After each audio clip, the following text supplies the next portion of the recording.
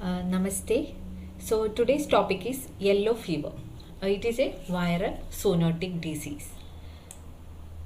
Viral zoonotic disease.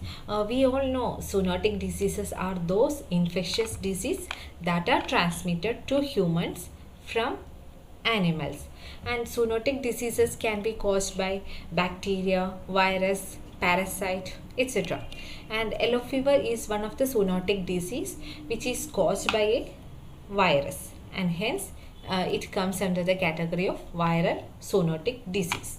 Okay, next before going to the epidemiological determinants, we must know about the importance of yellow fever, isn't it? Okay, so yellow fever is one of the most important notifiable disease according to WHO at international level. It is one of the notifiable disease, and also it is an example for viral hemorrhagic fever. Okay, so moving to the disease in detail, yellow fever is endemic in many countries of Africa and Latin America.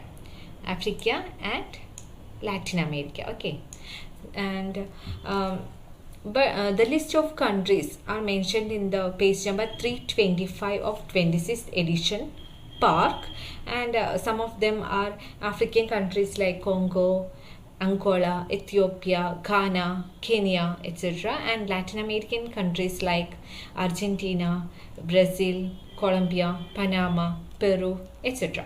So all these are endemic for yellow fever.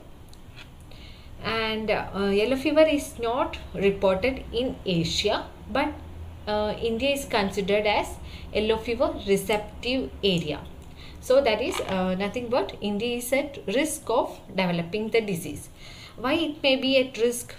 There are few reasons explained in the test that Indian population is unvaccinated to yellow fever, and yellow fever vector, that is the Aedes aegypti, is found abundantly in India, and also the climatic conditions are favorable for the disease, and the common monkey of India, that is the macacus, is very much susceptible to yellow fever. And these reasons we are discussing again in the later part of this video.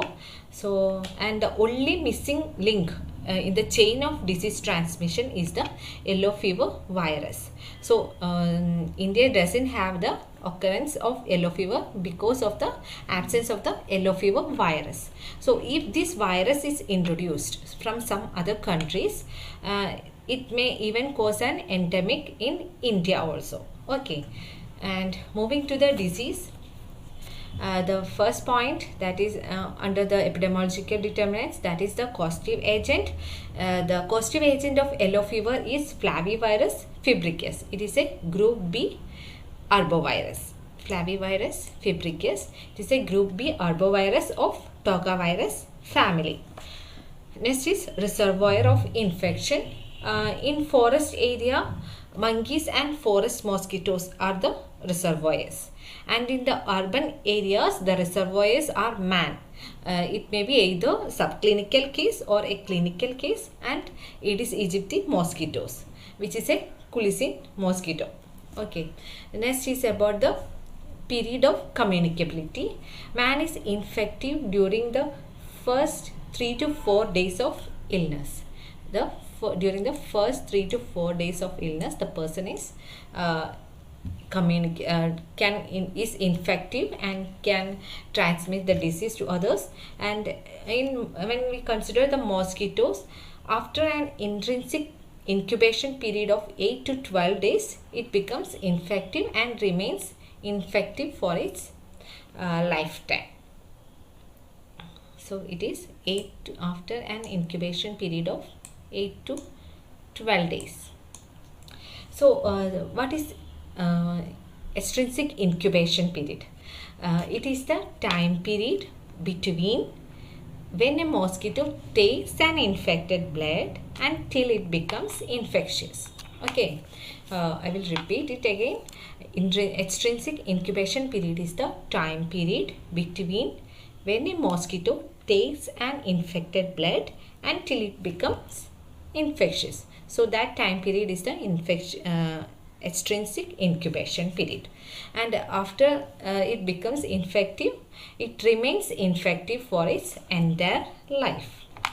Moving to the host factors, when we consider the age and sex, both sexes and all ages are susceptible for the disease.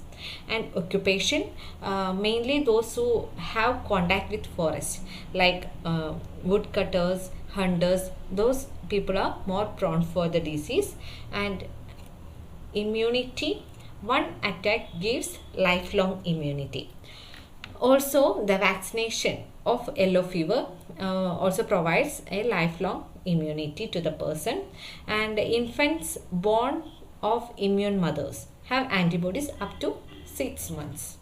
Only up to 6 months the baby will have the immune. Moving to the environmental factors, climate, a temperature of 24 degrees Celsius or over with a relative humidity of over 60%. So this climate is favorable for the virus to multiply in the mosquito, and thereby the chance increases the chances for the disease transmission. Moving to the social factors, that is urbanization, expanding population. Expanding population, because of that people start to encroach the jungle areas and start to live there or reside there. Thereby there will be more contact with the reservoir and the vector of yellow fever, which may increase the disease prevalence or disease incidence. And also traveling to the endemic areas increases the chance for yellow fever attack. Okay, so next is about the mode of transmission. There are 3 cycles of transmission are explained, like first one is sylvatic or jungle yellow fever, the second one is intermediate yellow fever, sylvatic of jungle yellow fever, intermediate yellow fever, and the third one is urban yellow fever. So the first one is sylvatic or jungle yellow fever. In this type occurs mainly in monkeys that are infected by wild mosquitoes. The infected monkeys then pass the virus to other mosquitoes that feed on them, and this cycle will be continuing in them. Okay, and when some humans enter the forest and are bitten by these infected mosquitoes, this results in the occasional yellow fever cases. So we can see the image here in the sylvatic yellow fever, the mosquitoes and the disease will be circulating among the mosquitoes and the monkeys, and when a human enters the forest, he will be if he is bitten by this infected mosquito, the person will get affected with the disease. Next is about the intermediate yellow fever. Semi-domestic mosquitoes, which means the mosquitoes that are breeding in both in the wild or in the forest as well as in the households. So these the semi-domestic mosquitoes infect both monkeys and humans, and this is the most common type of outbreak in Africa. Okay, so the third one is the urban yellow fever. This occurs when infected people introduce the virus to non-immune people and to the Aedes mosquito. Then the infected mosquitoes transmit the virus from person to person. So these are the 3 modes of disease transmission. The next is about the incubation period. Incubation period is just 3 to 6 days.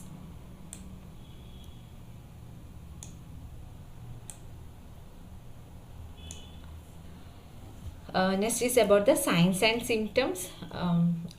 It is a viral hemorrhagic fever, as I told earlier. It is just like dengue hemorrhagic fever, Lassa fever, etc. But the only differentiating factor is here there will be the severe involvement of severe hepatic and renal involvement. and the spectrum of disease varies from clinically indeterminate to severe cases. So this is the hepatic and renal involvement is the differentiating factor in yellow fever, and the spectrum of disease varies.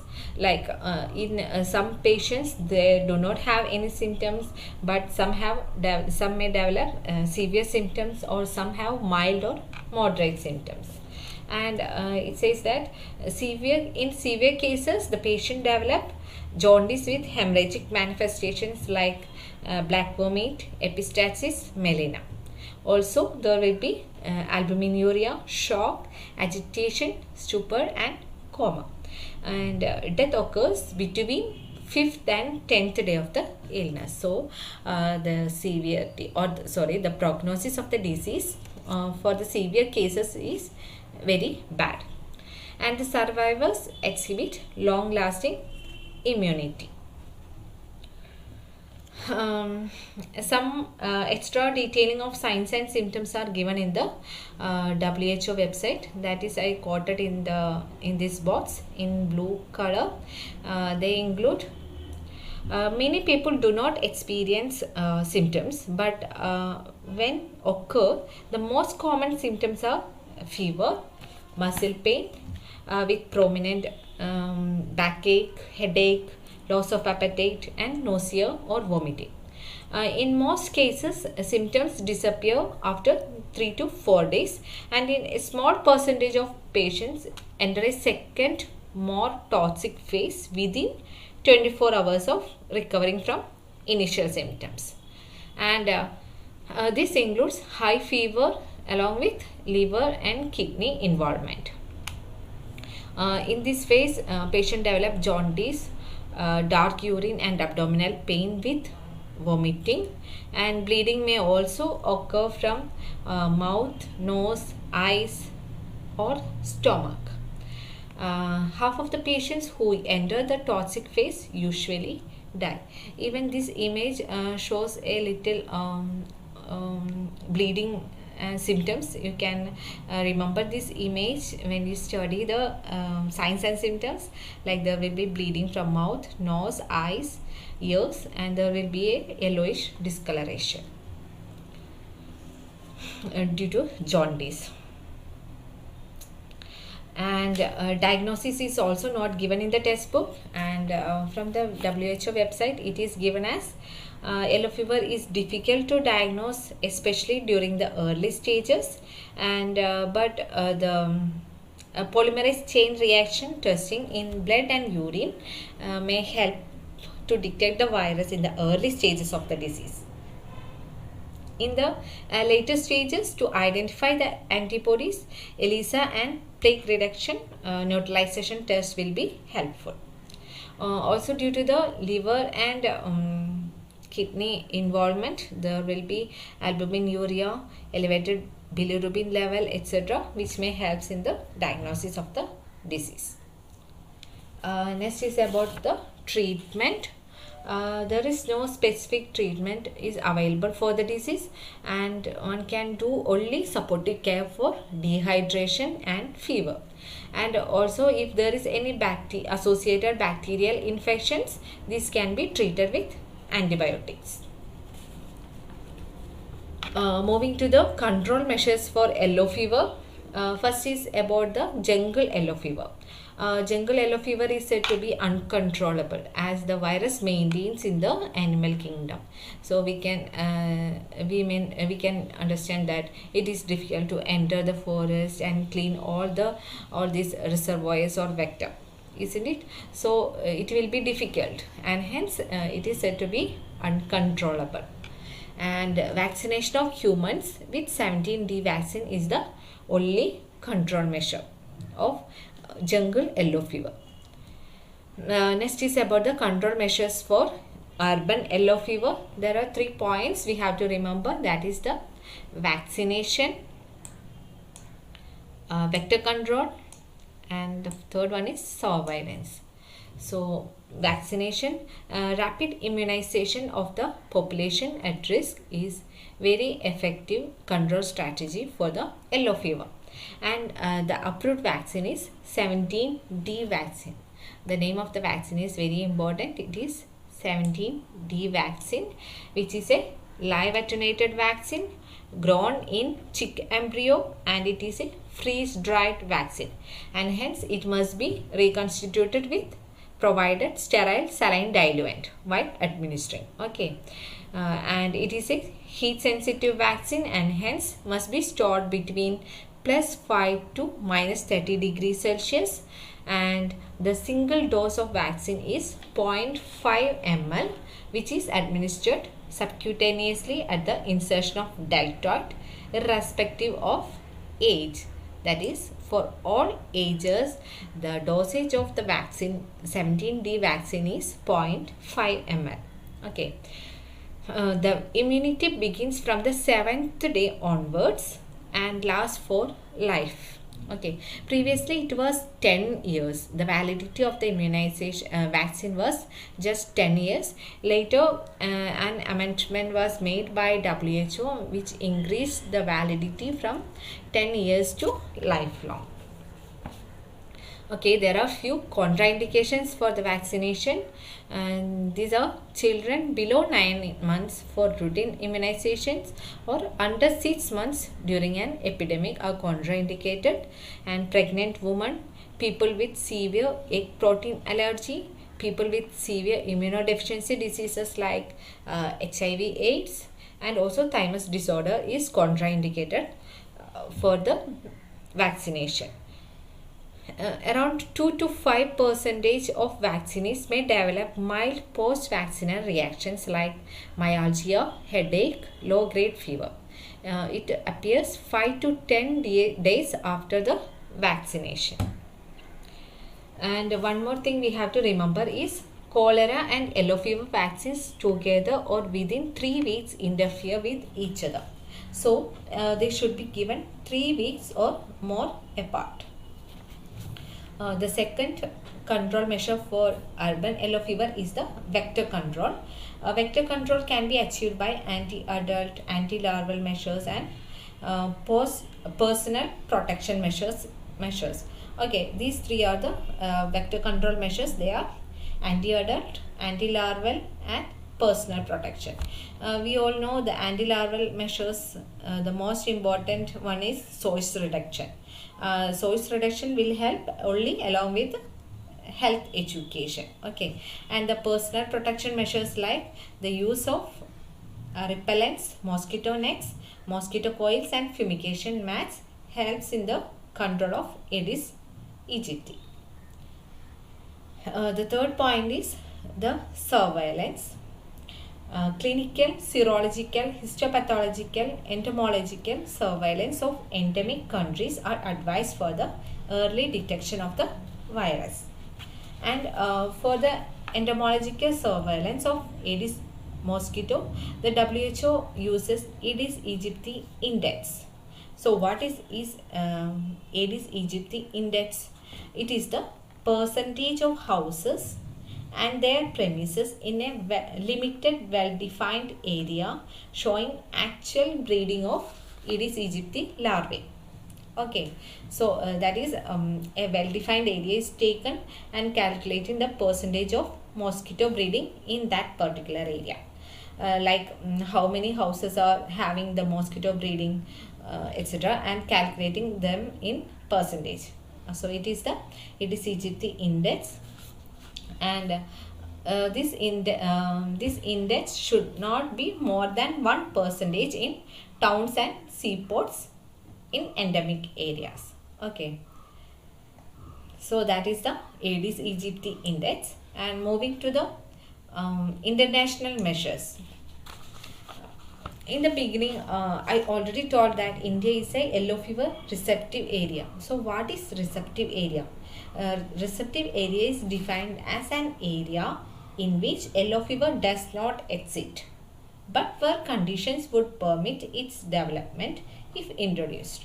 So the disease is not present there, but there is a chance for developing the disease if a virus is introduced. Okay, so the reasons also I already mentioned in the beginning, that India have unvaccinated population, abundance of Aedes aegypti mosquito, favorable climate, and the common monkey of India is susceptible to the yellow fever, and the only missing link in the chain of transmission is the yellow fever virus.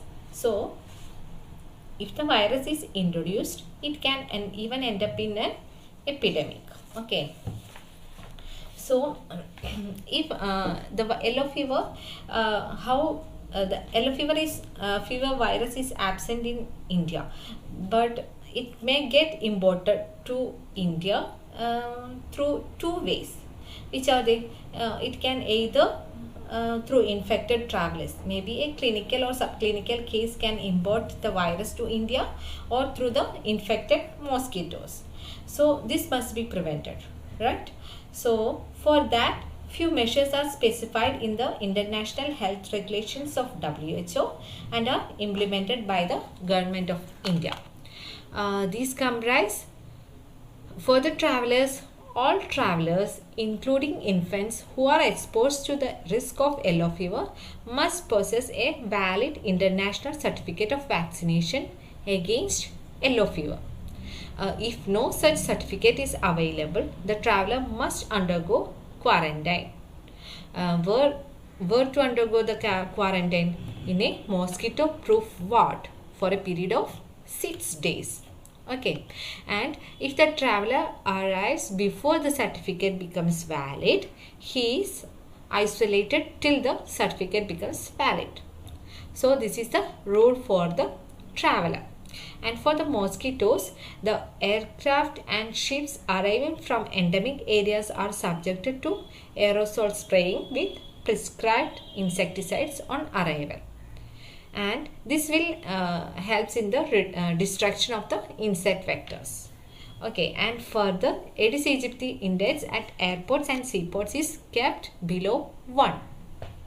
So these are the two rules. So these are the measures taken to control the importation of the yellow fever virus to India or to any other countries. Next is about the International Certificate of Vaccination. India and most other countries require a valid certificate of vaccination against yellow fever from travelers coming from infected area. The validity of the certificate begins 10 days after the date of vaccination.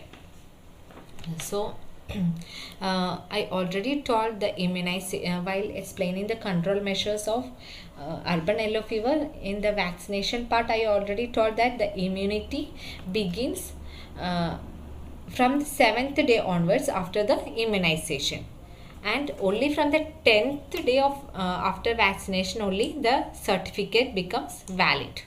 Okay, that is the 7th day the immunity starts, and from the 10th day only the vaccination certificate get the validity. For the international travel, vaccination must be given at an officially designated center, and the certificate must be validated with the official stamp of the Ministry of Health, Government of India. Okay. This is the rule for the certificate. And next is about the epidemic preparedness and response. Even though the disease is not occurred till now, there is a risk of developing the disease, isn't it? I already told we are in a receptive area, so there is a chance for developing the disease or developing an outbreak. So we must be prepared for that, to overcome that outbreak. So for that, WHO recommends every at-risk country have at least one national laboratory where basic yellow fever blood tests can be performed. So if a case is detected earlier, it can be treated earlier, and thus we can prevent the disease from becoming an epidemic. Okay, so a confirmed case of yellow fever is in an unvaccinated population is considered as an outbreak. That is, even a single case can be considered as a outbreak. An investigation team must assess the case or the condition and respond to the outbreak with both emergency vaccination campaigns and longer term immunization plans. So these are the two response plans advised, recommended by the WHO. They are emergency vaccination campaigns and longer term immunization plans. By these, the disease transmission can be controlled.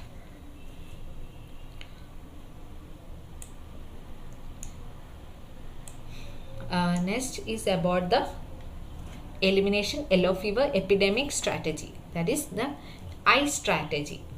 This is the final point and an important point in yellow fever, and the I strategy was developed by World Health Organization, United Nations, International Children's Emergency Fund and Global Alliance for Vaccines and Immunization. It is developed in response to the increased threat of yellow fever urban outbreaks with international spread. So these three organizations developed the I strategy in response to the increased threat of yellow fever outbreak. The I strategy has three objectives. They are protection, prevention and containment, PPC. Protection, prevention and containment. Protection of at-risk population, prevention of the international spread of yellow fever and containment of outbreaks rapidly. And to achieve these objectives, 5 competencies of success are there, and they are affordable vaccines and sustained vaccine market, that is increased availability of the vaccine in the market, strong political commitment at global, regional and country levels, high level governance with long term partnerships, synergies or collaborations with other health programs and sectors, and finally research and development for better tools and practices for preventing the yellow fever. Okay, so that's about the yellow fever. We completed the yellow fever. Today we came across the yellow fever epidemiological determinants, then treatment control measures, then international measures for controlling the disease importation, and International Certificate of Vaccination of Yellow Fever, Epidemic Preparedness and Response, and finally the I strategy. Hope all of you understood the video disease, and thank you all for watching the video. You can download the notes from the description box. Thank you.